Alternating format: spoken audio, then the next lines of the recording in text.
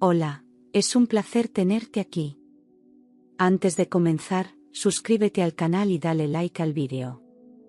Jamás olvidaré el escalofrío que recorrió mi espalda aquella noche en que abrí los ojos a una verdad imposible de ignorar, porque no fue un golpe, ni un grito, ni una infidelidad lo que me destruyó, sino algo más sutil, más cobarde y perverso. Una traición en silencio, sistemática, que ocurrió cada noche bajo el mismo techo en el que yo pensaba estar segura.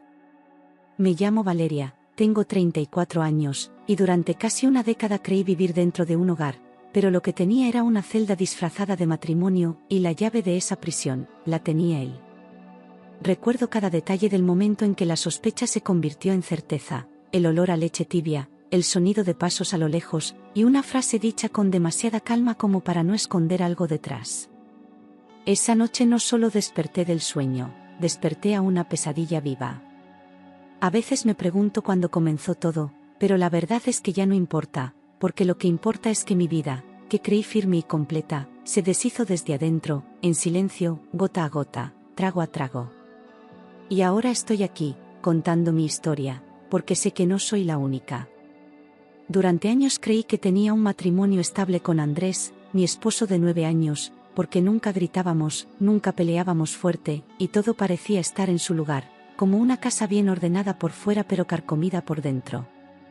Yo hablaba de él con orgullo, lo defendía frente a cualquier crítica, incluso cuando alguna amiga insinuaba que él era demasiado distante. Decía que él solo era reservado, pero que me amaba a su manera. Habíamos construido una rutina perfecta, y en esa rutina yo me sentía segura, confiada, casi afortunada. Lo que no sabía era que esa perfección era la trampa más peligrosa. Todas las noches, sin falta, Andrés me preparaba un vaso de leche tibia, para que durmiera mejor, y yo lo veía como un gesto dulce, como un pequeño ritual íntimo entre nosotros. Él decía que era una costumbre que le recordaba a su madre, que lo tranquilizaba cuidar de mí así. Yo lo aceptaba con una sonrisa y me sentía querida, atendida, incluso mimada. Nunca imaginé que ese mismo vaso fuera el vehículo de mi desconexión del mundo.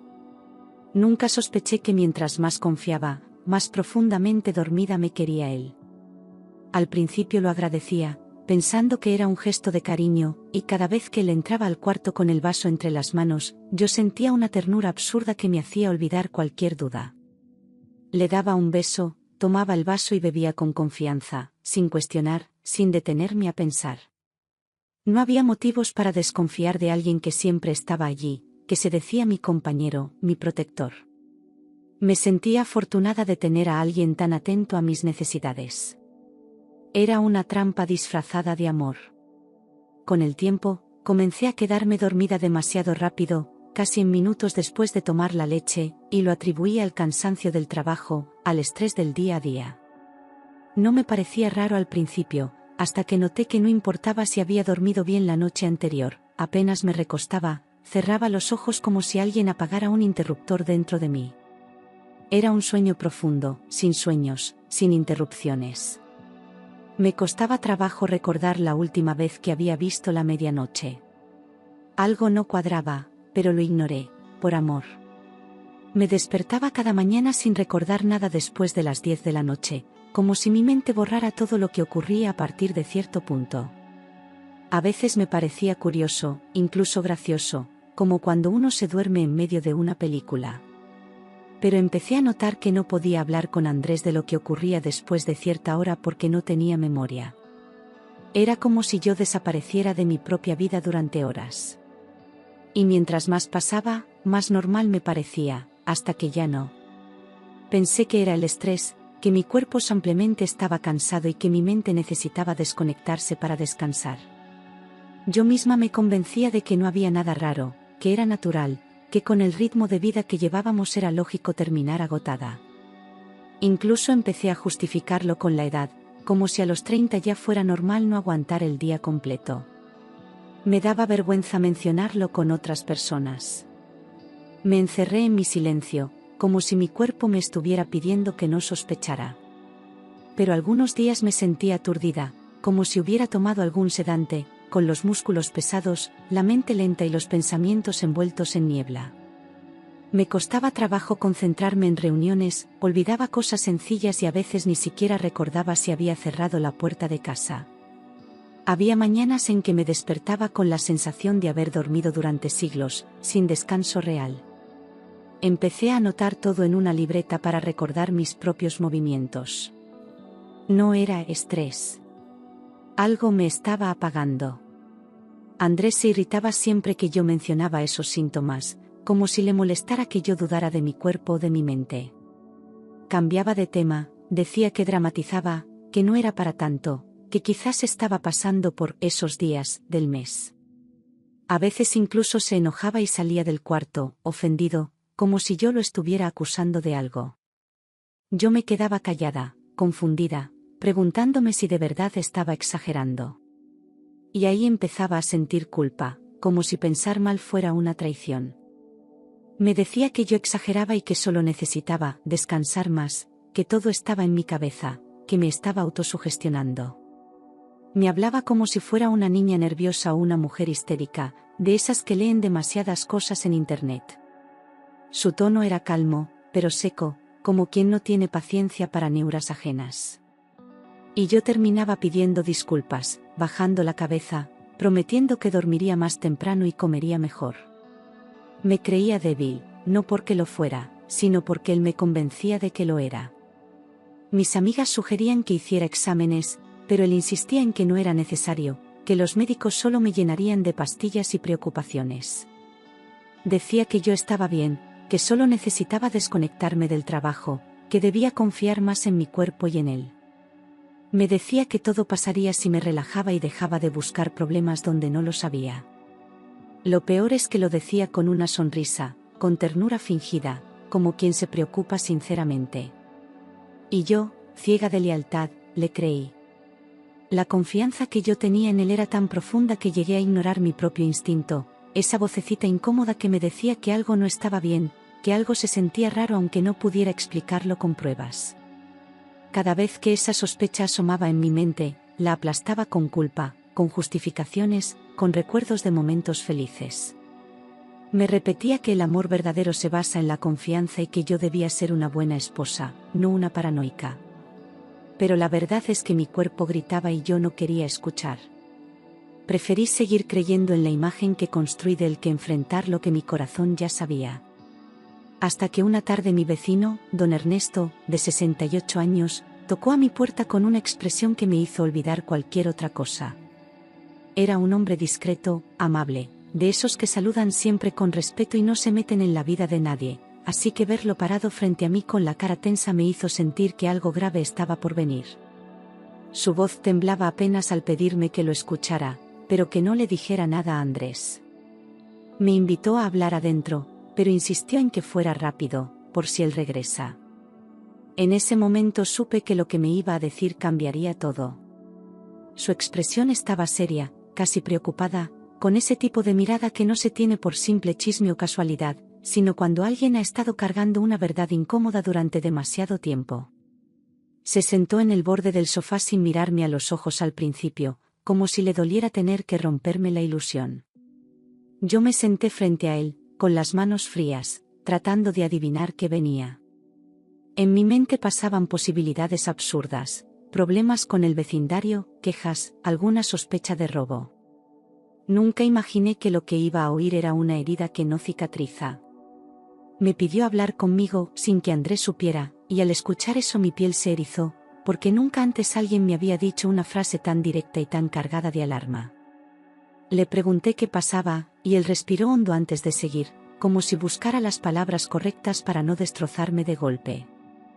Dijo que llevaba meses dudando si debía decirme lo que había visto, pero que ya no podía callar. Que lo hacía porque me apreciaba, porque le dolía verme tan tranquila sin saber la verdad. Y entonces lo dijo, sin rodeos, sin pausa.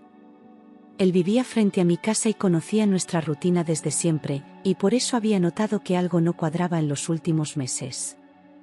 Me explicó que no era alguien entrometido, pero que no podía evitar ver ciertos movimientos desde su ventana. Que no se trataba de una sola vez, ni de una casualidad, sino de algo que se repetía con una frecuencia que ya no podía ignorar. Yo apenas podía respirar mientras él hablaba.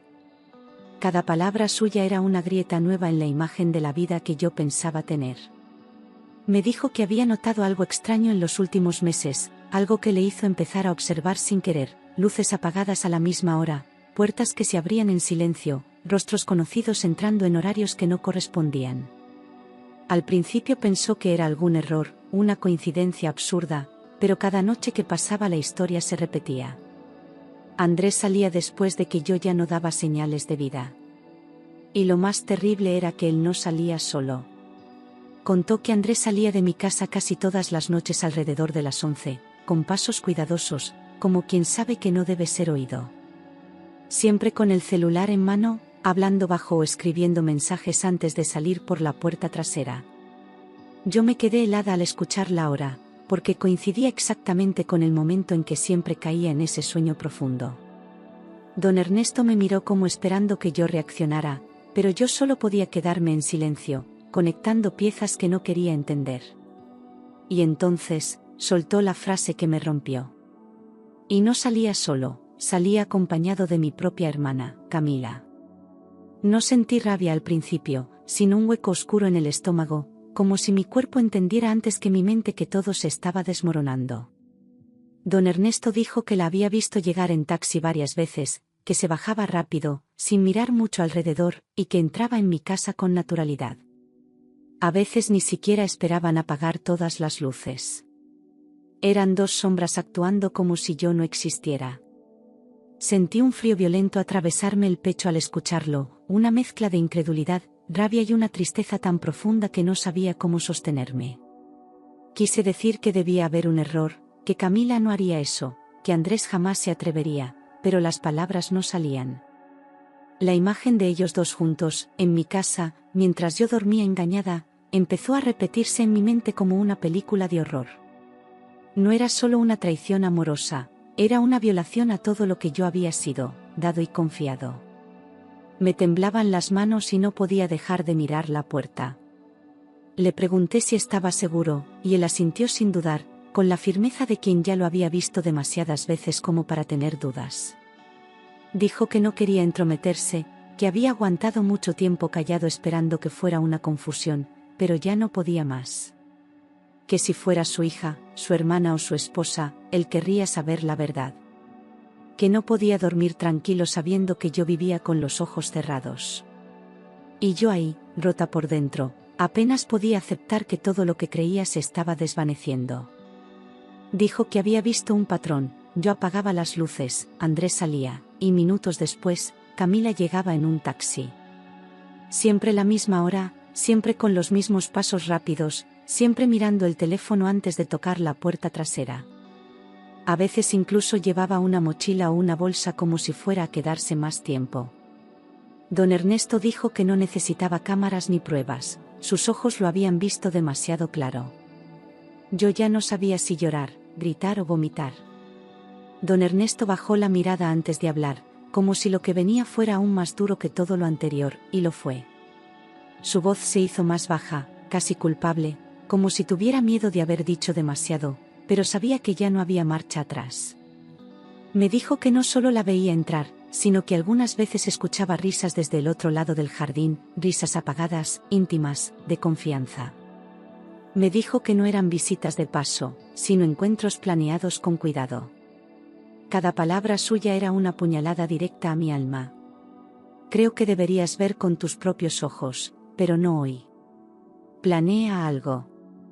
Esa frase quedó grabada en mi pecho como una orden que no podía ignorar. Él me ofreció su ayuda, su casa, su ventana del segundo piso como punto de observación. Me dijo que nadie sospecharía de mí si lo hacía con calma. Que si iba a confrontarlos, debía hacerlo con pruebas, con la cabeza fría, con fuerza, no con lágrimas. Esa noche no pude dormir, el corazón me golpeaba con rabia, miedo y vergüenza, como si todo en lo que había creído se estuviera deshaciendo bajo mis pies. Me acosté en la cama al lado de Andrés, sintiendo su respiración tranquila como una burla cruel. Cerraba los ojos pero mi mente no paraba de imaginar cada escena que don Ernesto describió. Tenía náuseas, temblores, y una certeza que ya no podía enterrar. No había vuelta atrás, había que ver la verdad de frente. Andrés me ofreció mi habitual vaso de leche, pero esta vez fingí beberlo, sonriendo como siempre, actuando con una calma que me costó todo el control que me quedaba. Lo sostuve entre las manos, lo acerqué a los labios y simulé tragar, mientras por dentro sentía asco. Cuando me deseó buenas noches, sentí un escalofrío en todo el cuerpo. Él apagó la luz como cada noche, confiado de que yo estaría inconsciente en minutos. Pero esa noche, yo estaba más despierta que nunca. Cuando él salió de la habitación, lo tiré por el fregadero sin hacer ruido, con una precisión que no sabía que tenía. El vaso cayó en el fondo del lavaplatos como un símbolo de todo lo que ya no iba a permitir. Me lavé las manos con rapidez y me senté en el borde de la cama, conteniendo la respiración. Cada segundo parecía eterno. Por primera vez en años, estaba despierta después de las 10. Me quedé despierta fingiendo estar dormida, escuchando cada ruido, cada paso en la casa, cada clic de puerta. El silencio era espeso, tenso, como si incluso las paredes supieran que algo estaba por romperse. Andrés caminaba por el pasillo sin prisa, como si tuviera todo bajo control. Lo oí abrir la puerta principal con cuidado, casi sin sonido. Cuando finalmente la cerró detrás de él, mi pecho se apretó. A medianoche, escuché la puerta principal cerrarse con cuidado, tal como don Ernesto había dicho. No lo vi, pero lo sentí, su ausencia en la casa era un golpe de realidad que no necesitaba confirmación. Me acerqué a la ventana, pero la oscuridad del jardín no dejaba ver nada. Sabía que ya no estaba allí, y eso bastaba. Todo lo que don Ernesto dijo era verdad. Andrés había salido, tal y como el vecino dijo, y en ese instante todo el miedo se transformó en una determinación que me sorprendió a mí misma. Ya no iba a quedarme esperando a que las piezas encajaran. Iba a tomar control de mi historia. Mi corazón latía con fuerza, pero no de terror, sino de furia. Ya no era una víctima, era una mujer a punto de despertar por completo. A la mañana siguiente, decidí fingir que viajaba por trabajo a otra ciudad por 3 días, inventando una reunión importante que no existía. Preparé una maleta con ropa que no iba a usar y hasta imprimí un itinerario falso. Le di un beso en la mejilla antes de salir, fingiendo la misma rutina de siempre. Andrés me miró a los ojos, tranquilo, convencido de que su plan seguía funcionando. No sabía que esa sería la última vez que vería a su esposa ciega.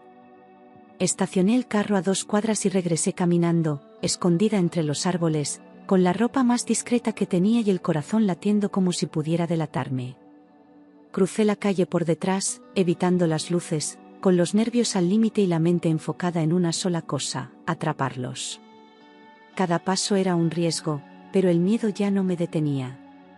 Llegué a la casa de don Ernesto sin que nadie me viera. Él ya me esperaba con las luces apagadas y la ventana lista. Don Ernesto me dejó observar todo desde la ventana del segundo piso de su casa, justo frente a la mía, con una vista perfecta del porche, la entrada y la sala. Estábamos en silencio, con los ojos fijos, casi sin parpadear. Yo temblaba, pero no podía apartarme, porque esta vez no iba a cerrar los ojos. Esa noche no necesitaba palabras, solo hechos. Mi alma entera estaba lista para romperse.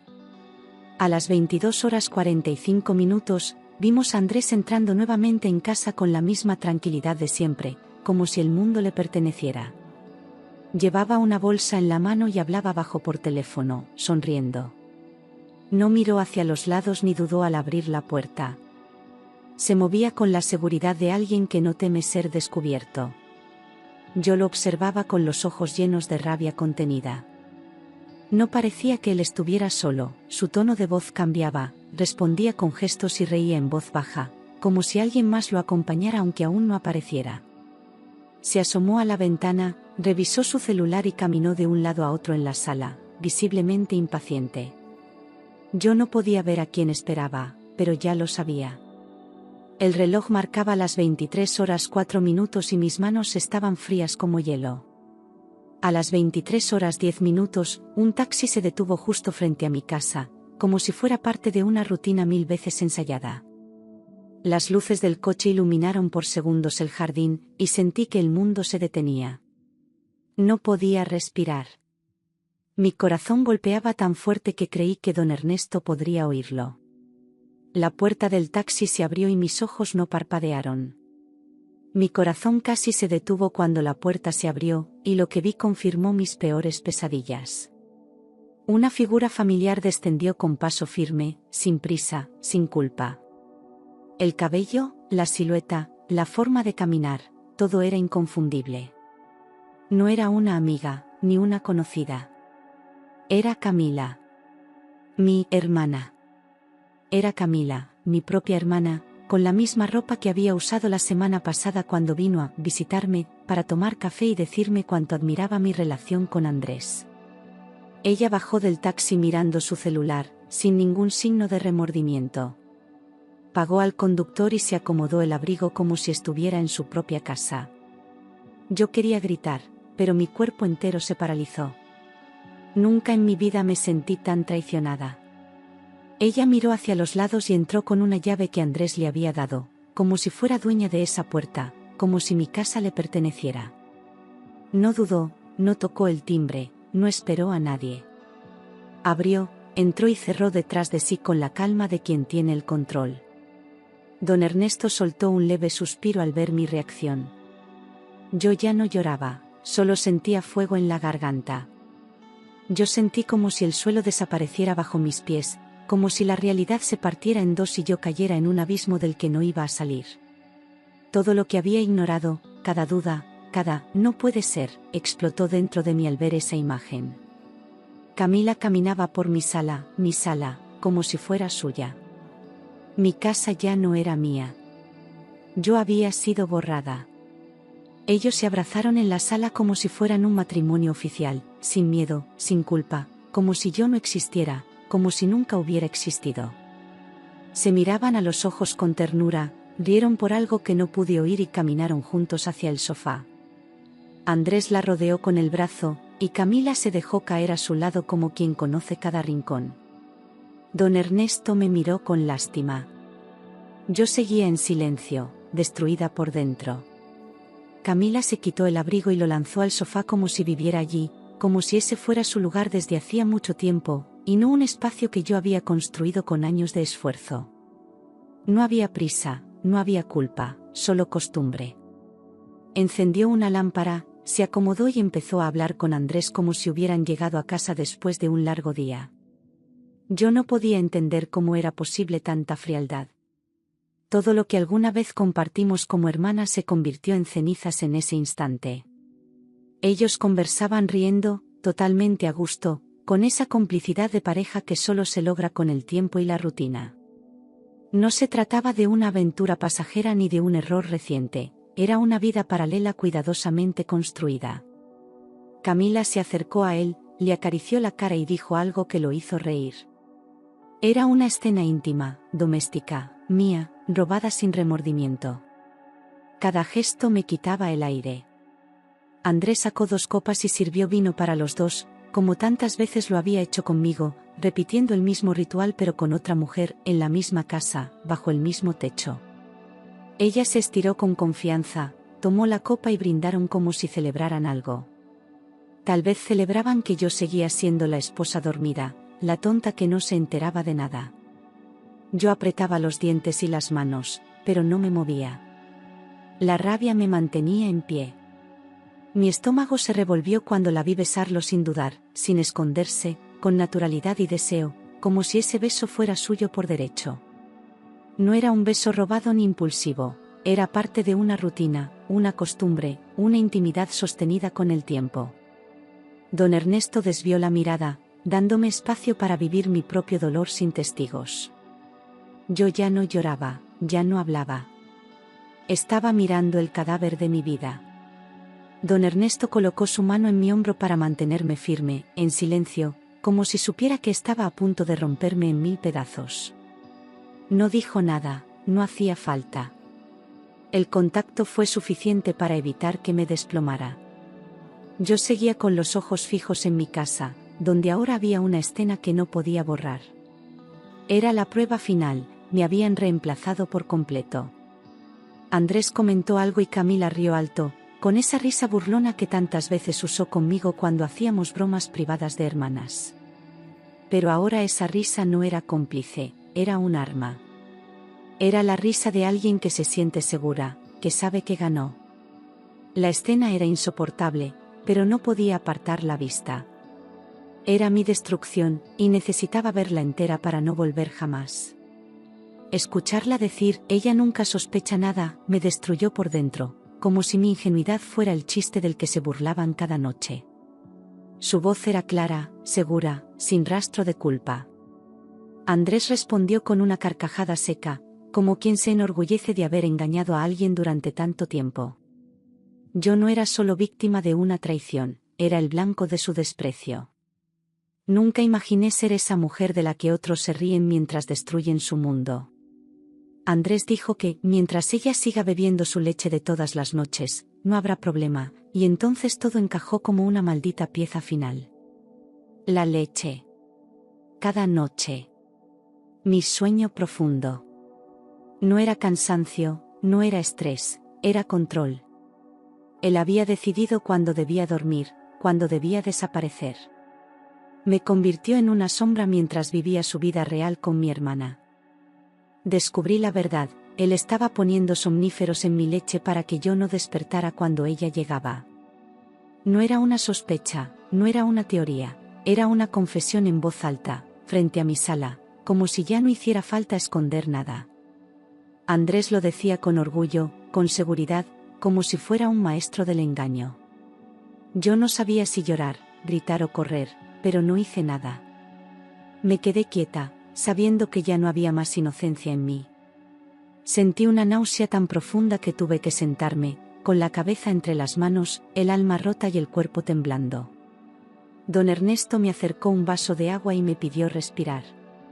Pero yo solo podía pensar en cuántas veces lo bebí, cuántas noches me rendí sin saber que estaba siendo anulada. Mi vida no era real. Era una obra montada por dos traidores con mi cuerpo dormido como testigo. Entre lágrimas, entendí que yo había sido borrada de mi propia vida, que ellos me habían convertido en una figura decorativa, anestesiada, presente solo en apariencia. No solo me traicionaron, me anularon, me apagaron por completo para vivir una historia paralela dentro de mi propio hogar. No era solo dolor lo que sentía, era una humillación profunda que me atravesaba el alma. Por primera vez, no me sentí víctima, me sentí desaparecida. Como si mi vida entera hubiera sido secuestrada. Quise entrar a gritar, romper todo, enfrentar sus rostros con mi furia y mi dolor, pero don Ernesto me detuvo por seguridad, tomándome del brazo con firmeza. Me susurró que no valía la pena arriesgarme, que esa no era la forma de ganar. Yo no entendía cómo podía tener tanta calma mientras yo ardía por dentro. Me dijo que todavía había tiempo para pensar, para actuar con cabeza, no con rabia. Y en ese momento supe que tenía razón. Me dijo, no tomes decisiones hoy. Vete mañana, pero vete para siempre, y aunque esas palabras me rompieron el corazón, también me abrieron una puerta de escape. Era el primer consejo que sonaba como salvación y no como consuelo vacío. Asentí en silencio, sintiendo que cada minuto extra en esa ciudad era un minuto de veneno. Esa noche no volví a casa. Don Ernesto me ofreció su sofá y yo acepté sin dudar. Dormí entre sombras, pero por primera vez, con los ojos abiertos. Dormí en su casa, aunque dormir era imposible, porque cada vez que cerraba los ojos, los veía juntos, riendo, bebiendo vino, besándose en mi sala. Escuchaba en mi cabeza la risa de Camila, la voz de Andrés diciendo que yo nunca sospecharía, el sonido del vaso de leche golpeando mi conciencia. Me abrazaba a mí misma, temblando, sin poder escapar de las imágenes.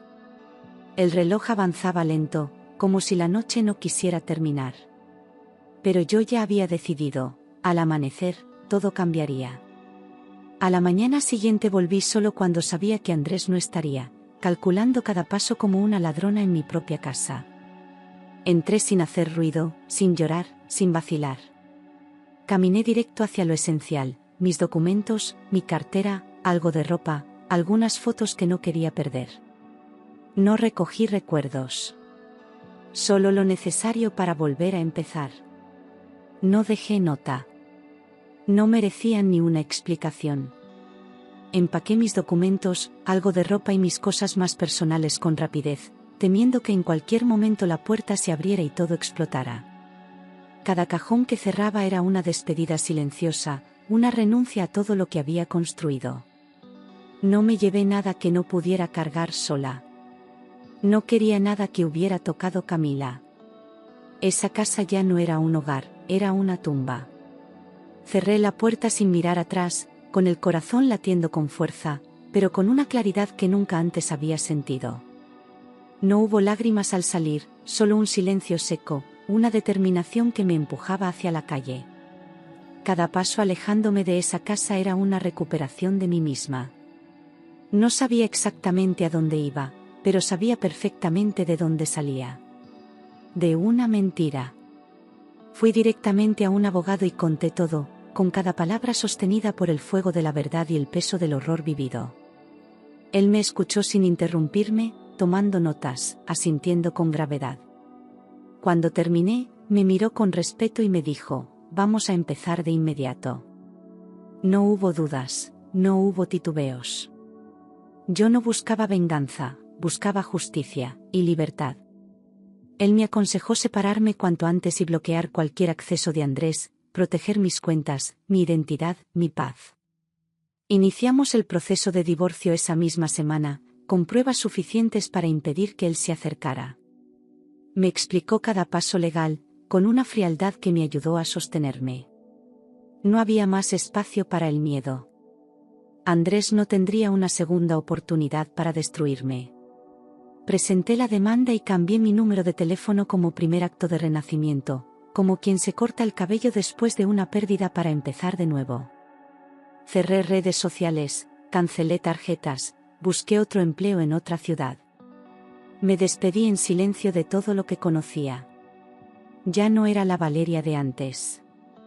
Esa mujer había quedado atrás, dormida para siempre.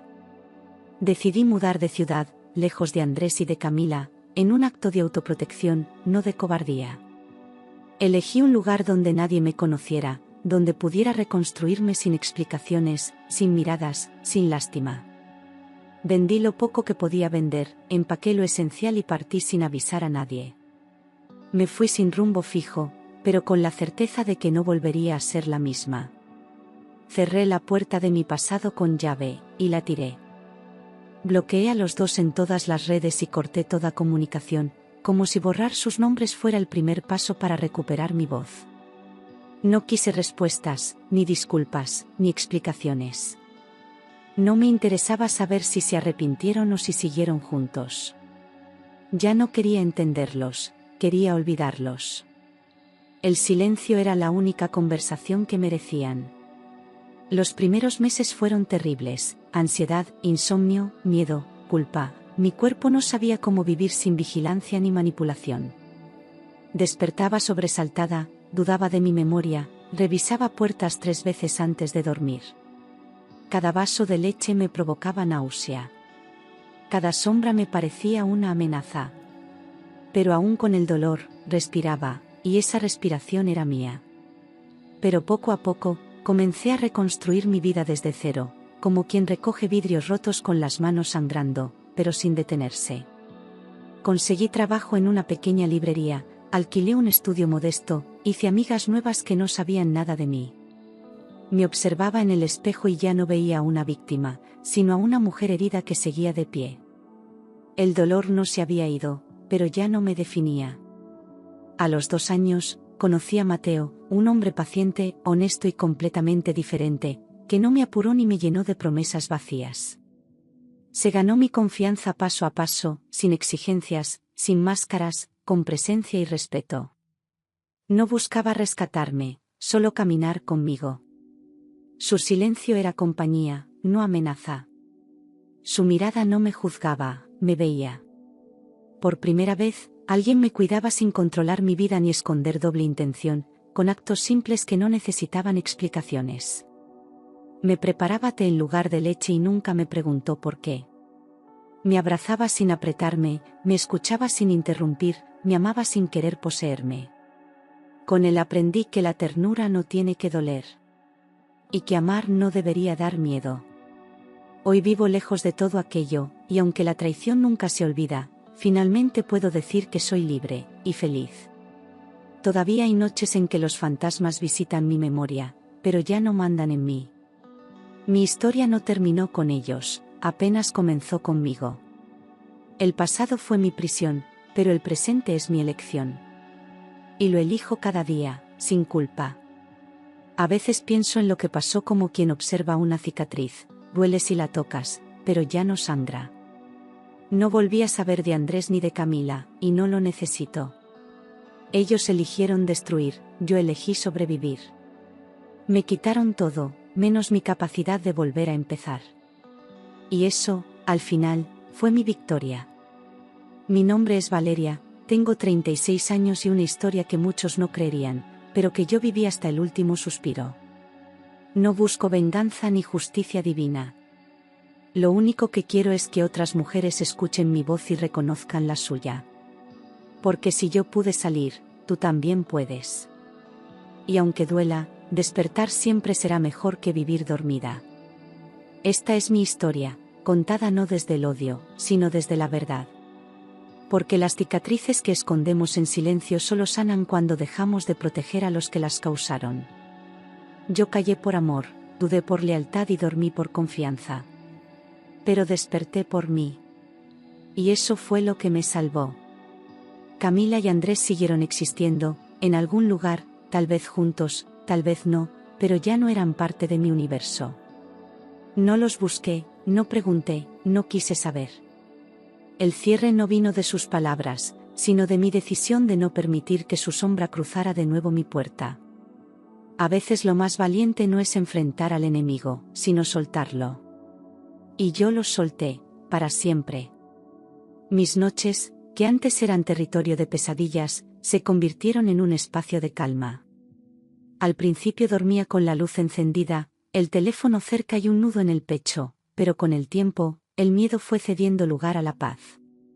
Aprendí a abrazarme, a decirme que estaba a salvo, que nadie más tenía poder sobre mi cuerpo ni sobre mis sueños. Recuperar el sueño fue recuperar mi libertad. Mateo me enseñó a reír sin culpa, a llorar sin vergüenza, a hablar sin miedo. No tuvo que prometer mi amor eterno, me ofreció respeto presente, y eso era más que suficiente. Él no curó mis heridas, pero me acompañó mientras sanaban. A su lado entendí que el amor no debe doler, ni silenciar, ni borrar. El amor verdadero no encierra, libera. Volví a tener confianza en mis decisiones, en mis intuiciones, en mi valor. Ya no necesitaba que alguien me dijera quién era ni qué debía hacer. Empecé a escribir sobre mi historia, no como venganza, sino como testimonio. No quería justicia en tribunales, quería verdad en palabras. Y descubrí que cuando una mujer cuenta su historia, otras mujeres despiertan. Un día encontré una carta sin remitente en mi buzón. No tenía firma, pero reconocí la letra, era Camila. No la abrí. La quemé en silencio, viendo cómo el papel se convertía en ceniza, igual que nuestro vínculo. Porque hay traiciones que no se perdonan, solo se entierran. Y la mía ya tenía su tumba sellada. Volver a confiar en alguien fue un acto de fe, pero volver a confiar en mí fue un acto de poder. Hoy camino con la cabeza en alto, no porque todo haya sanado, sino porque decidí vivir sin esconder las cicatrices. Mi dolor ya no es una herida abierta, es una historia cerrada. Y como toda historia cerrada, deja una lección. Me volví amiga de mí misma, algo que nunca había sido. Aprendí a escucharme, a cuidarme, a poner límites. No necesito permiso para sentir ni aprobación para ser quien soy. Las mujeres que sobreviven dejan de pedir disculpas por existir. Y yo, finalmente, dejé de disculparme. En esta nueva vida no hay leche tibia, pero hay café fuerte por la mañana, libros por la tarde y silencio por las noches. Silencio verdadero, no impuesto. Silencio sin miedo. Y eso, después de todo, Es lo que más agradezco, la paz de saber que mi hogar, ahora, es mío. Solo mío. A quienes leen esto, solo puedo decirles una cosa: escúchense. Nadie conoce mejor tu verdad que tú misma. Si algo no se siente bien, es porque no lo está. No esperes pruebas, espera respeto. No aceptes explicaciones que invaliden tu instinto. Y si alguna vez te duerme en el alma, despiértala tú. Porque si hay algo que esta historia me enseñó es que nadie tiene derecho a dormirte para robar tu vida. Y que cuando despiertas, aunque el mundo esté en ruinas, tú puedes reconstruirte. Yo lo hice. Con dolor, con miedo, pero también con coraje. Y ese coraje fue mi libertad.